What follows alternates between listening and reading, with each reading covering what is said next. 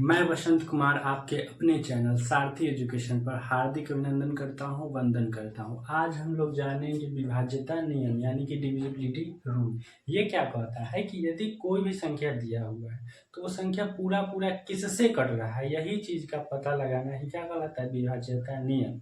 तो चलिए हम क्या करते हैं, सबसे पहले 2 से स्टार्ट करते हैं कि यदि कोई संख्या दिया है तो 2 से हम कैसे माने कि 2 से कट सकता है। तो इसका नियम क्या कहता है कि यदि कोई संख्या का इकाई अंक यानी कि वंस डिजिट 0 हो, 2 हो, 4 हो, 6 हो, 8 हो तो वो 2 से कट जाएगा, पूरा पूरा विभाज्य हो जाएगा। चलिए लिखते हैं, यदि किसी संख्या का इकाई अंक 2 हो, 4 हो, 6 हो, 8 हो, 0 हो तो वो संख्या 2 से पूरा पूरा विभाज्य हो जाएगा। उदाहरण के लिए 4, 6, 0, लास्ट का अंक क्या है यानी इकाई अंक 0 है, तो हम क्या बोले थे, इकाई अंक 0 रहेगा तो कटेगा कि नहीं, कटेगा, बिल्कुल कटेगा। फिर ले लीजिए 4, 6, 2, इकाई अंक 2 है, हम बोले थे कि इकाई अंक 2 रहेगा तो 2 से कटेगा। फिर ले लीजिए 4, 9, 4, 6, 9, 4 यानी 694। तो इसको यदि लास्ट डिजिट देखे यानी कि इकाई अंक देखे तो 4 है, हम बोले थे इकाई अंक 4 रहेगा तो कटेगा। फिर देख लीजिए 6, 9, 8, लास्ट डिजिट यानी इकाई अंक 8 है, हम बोले थे 8 रहेगा इकाई अंक तो कटेगा। फिर देख लीजिए 6, 9, 6, ये भी 2 से कटेगा क्योंकि इकाई अंक 6 रहे तो कटेगा, मैंने बोला था। तो ये समझ में आया कि यदि इकाई अंक 2 हो, 4 हो, 6 हो, 8 हो, 0 हो तो वो 2 से कटेगा ही कटेगा, पूरी तरह से विभाजित हो जाएगा। अब चलते हैं 3 का देखते हैं। तो 3 का नियम क्या कहता है कि यदि कोई संख्या दिया हुआ है तो उसको आपस में जोड़ेंगे और जोड़ने के बाद यदि वो 3 से वो संख्या करता है तो वो संख्या पूरा पूरा 3 से विभाजित है। नहीं समझे, चलिए समझाते। जैसे कि संख्या दे दिया 6, 9, 3 और 9, ठीक है। तो देख लीजिए 9, 6, 15, 15, 3, 18, 18, 9, 27, क्या होता है 27। अब ये 27 3 से कटेगा कि नहीं कटेगा, बिल्कुल कटेगा, 3 9 27, 9 से कट रहा है यानी कि ये संख्या 3 से डिविजिबल है। और उदाहरण देख लीजिए जैसे कि 7, 2, 8, 1, अब जोड़िए इसको, 7, 2, 9, 9, 8, 17, 17, 1, 18, 18 पूर रहा है। अब ये 8 से 18 जो है 3 से डिविजिबल है कि नहीं है, 3 6 18 यानी कि पूरा संख्या 3 से कटेगा। एक और उदाहरण ले लीजिए 46, 5, 8, नहीं, अब देख लीजिए 6 4 10, 10 5 15, 15 3 18, अब ये क्या है 18। अब 18 3 से डिविजिबल है कि नहीं, बिल्कुल है, यानी कि पूरा संख्या 3 से कटेगा। 3 भी समझ में आएगा, समझ गए कि 3 से कैसे डिविजिबल होगा। अब चलते हैं, अब है 4 की बारी। तो 4 क्या कहता है कि लास्ट का जो डिजिट है, लास्ट का डिजिट वो 4 से डिविजिबल होना चाहिए, नहीं तो लास्ट में 2 जीरो होना चाहिए। या तो 4 से डिविजिबल होना चाहिए लास्ट का अंक, नहीं तो 2 जीरो लास्ट में होना चाहिए। जैसे देख लीजिए उदाहरण 4, 6, 9,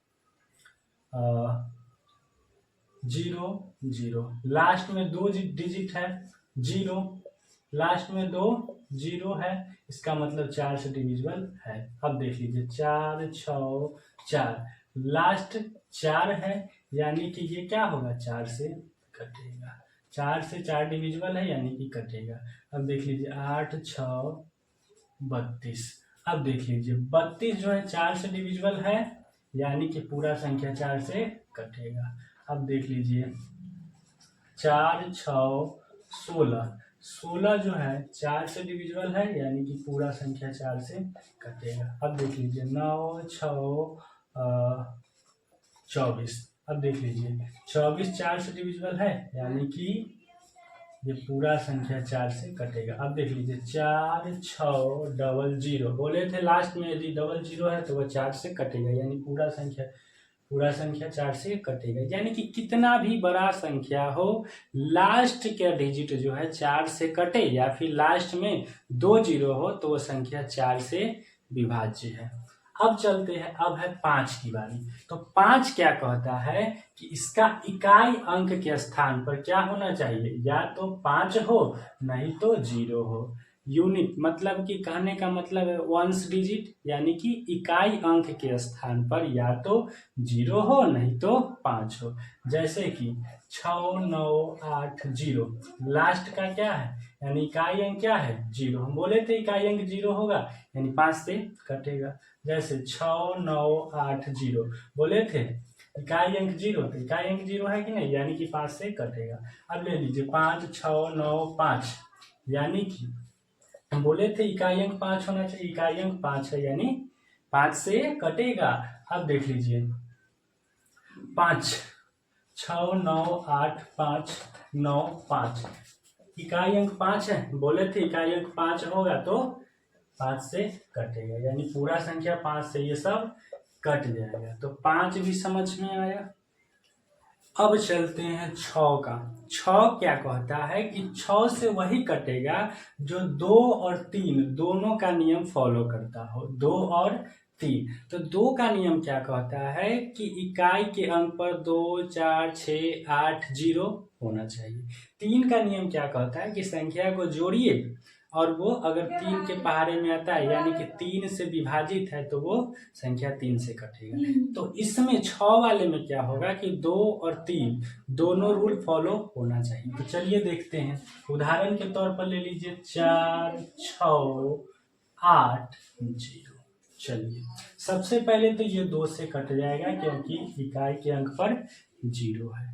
अब 3 से देखते हैं कैसे कटेगा। तो 6 4 10 8 18 और 0, यानी कि 18 आ रहा है, तो 3 छक 18, यानी 2 और 3 दोनों का रूल फॉलो हो गया, यानी कि ये 6 से कट जाएगा। अगला चलिए, जैसे कि 9 3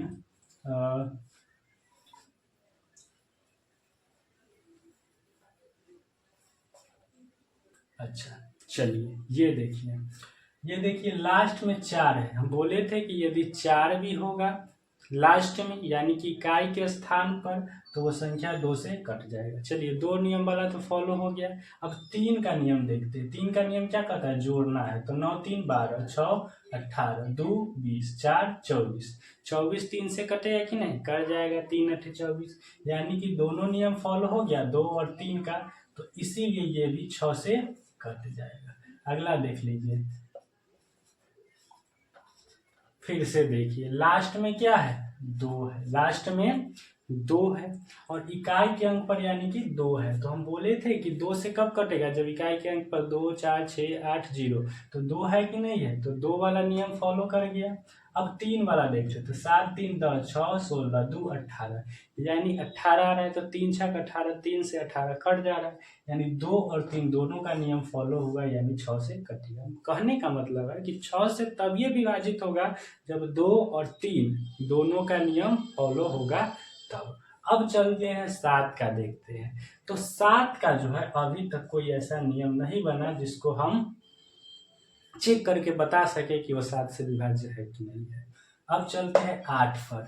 तो 8 का ये है कि उसका जो है लास्ट डिजिट, लास्ट का जो 3 डिजिट है वो 0 होना चाहिए, नहीं तो लास्ट डिजिट जो है 8 से विभाजित होना चाहिए। जैसे देख लीजिए 7 6 9 6, इतना बड़ा संख्या है और लास्ट में देखें 000 है, यानी 3 को 0 है, यानी 8 से कटेगा। फिर देख लीजिए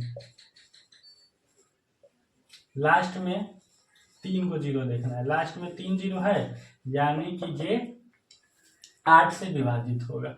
और देख लीजिए लास्ट में 3 0 है, यानी कि 8 से विभाजित होगा। और देखिए अब देखिए लास्ट में क्या है 32 है और 8 चौका 32, यानी कि ये पूरा संख्या 8 से विभाजित होगा। अगला देखिए लास्ट में 64 है और 8 के पहाड़ा में 64 आता है, यानी 8 से डिविजिबल है 64, यानी कि ये पूरा संख्या जो है 8 से विभाजित हो जाएगा। तो 8 के भी समझ में आया।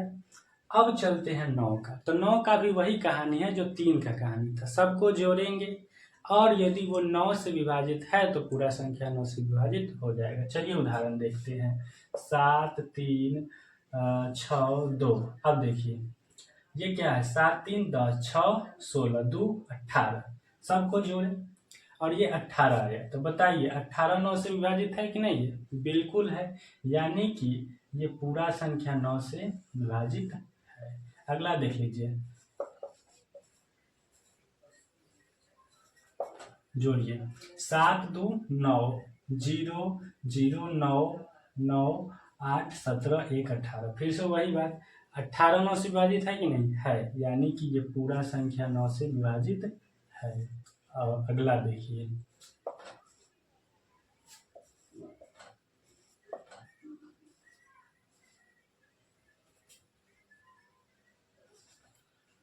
7 6 13 5 18 5 7 6 13 5 18 5 23 23 4 27 27 6 33 33 6 39 39 7 45 39 7।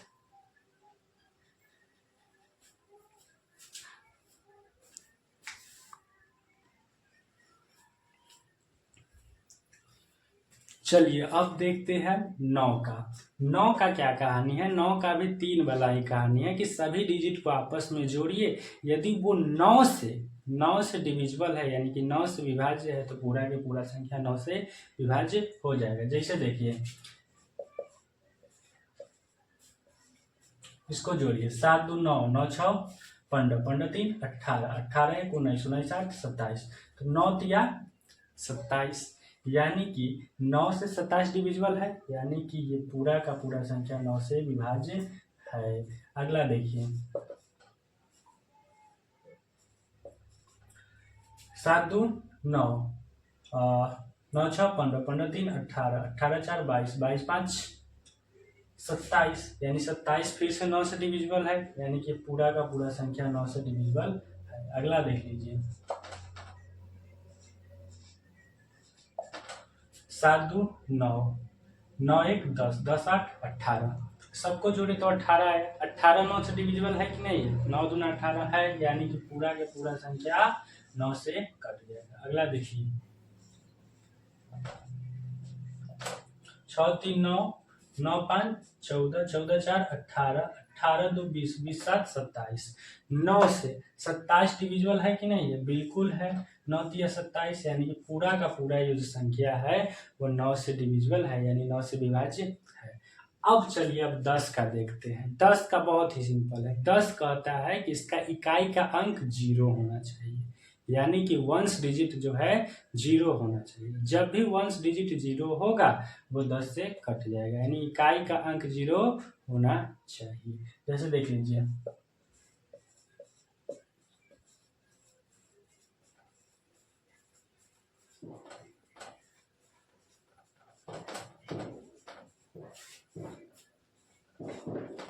इकाई का अंक 0 है, 10 से कटेगा। इकाई का अंक 0 है, 10 से कटेगा। इकाई का अंक 0 है, 10 से कटेगा। 10 से कटेगा, 0 है इसलिए 10 से कटेगा। बड़ा ही आसान है कि इकाई का अंक 0 है, यानी कि 10 से कटेगा ही कटेगा। ठीक है, ये 10 का नियम हो गया। अब है लास्ट अपना 11। 11 क्या कहता है कि यदि उसका इवन स्थान और ऑड स्थान दोनों का मान बराबर आता है तब क्या होगा, वो संख्या 11 से डिविजिबल है, यानी कि 11 से विभाजित है।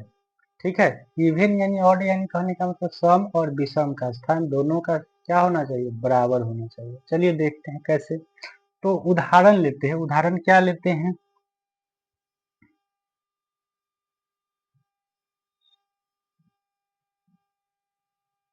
ये दो उदाहरण लिए। चलिए समझते हैं। ये देखिए, पहला स्थान, ये दूसरा स्थान, ये तीसरा स्थान, ये चौथा स्थान। ये पहला, ये दूसरा, ये तीसरा, ये चौथा, ये पांचवा स्थान। अब देखिए क्या करते हैं। तो क्या कह रहा है, इवन और ऑड। इवन और ऑड। तो इवन क्या होगा, इवन वो होगा जो सम, इवन यानी कि सम स्थान, ऑड यानी कि विषम स्थान। तो सम स्थान हमारा ये है और ये है, सम स्थान ये है ये है। इसमें क्या है, सम स्थान हमारा ये है, मात्र यही तो है इसमें सम स्थान। तो चलिए अब क्या करते हैं, इस दोनों सम स्थान को जोड़ते हैं। तो सम स्थान क्या आएगा, 4 2 सॉरी 2 और 7, 2 और 7 9। अगला चलिए इसको जोड़ते हैं, 6 और 5 11। अब आता है विषम स्थान की बारी। तो ये क्या है, एक विषम स्थान, 3 भी विषम स्थान। तो जोड़िए 7 और 2 9, 7 2 9। और यहाँ चलिए एक भी विषम स्थान है, 3 भी विषम स्थान है, 5 भी विषम स्थान है। अब जोड़िए सबको, 5 6 11 और 0 11, यानी 11 बराबर 11। तो 11 का यही तो कहता है, 11 का नियम यही तो कहता है, 11 का नियम कहता है कि यदि कोई संख्या है तो उसका इवन स्थान वाला अंक और ऑड स्थान वाला अंक दोनों को जोड़े तो दोनों क्या होना चाहिए, बराबर होना चाहिए। इवन स्थान को इवन स्थान के साथ जोड़ेंगे और ऑड स्थान को ऑड स्थान वाले अंक के साथ जोड़ेंगे, और यदि दोनों बराबर होता है तो 11 से डिविजिबल है। जैसे कि यहाँ देखिए दोनों बराबर है, यानी ये संख्या जो है 11 से डिविजिबल है, और फिर ये संख्या भी 11 से डिविजिबल है। आशा करते हैं कि समझ में आया होगा। यदि वीडियो थोड़ा सा भी अच्छा लगा है तो लाइक तो अभी कर दीजिए, चैनल को सब्सक्राइब भी कर देना।